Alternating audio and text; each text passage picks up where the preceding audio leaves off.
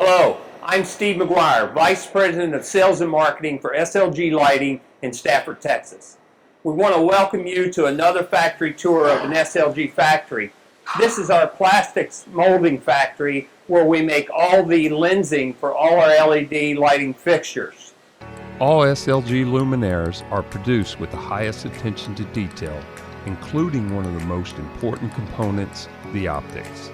A good lens design will provide the right light in the right place, but SLG lenses are not only accurate, but highly efficient.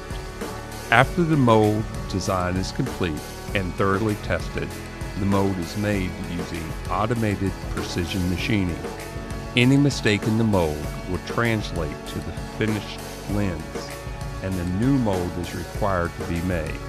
This is a very costly and time-consuming process.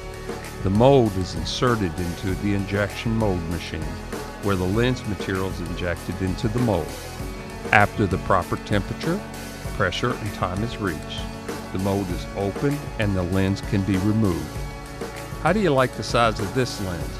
This is the largest lens SLG's produces so far for our new Sparta sports light. Thank you for taking this brief tour with me today. At SLG, we look forward to supplying all your LED lighting needs.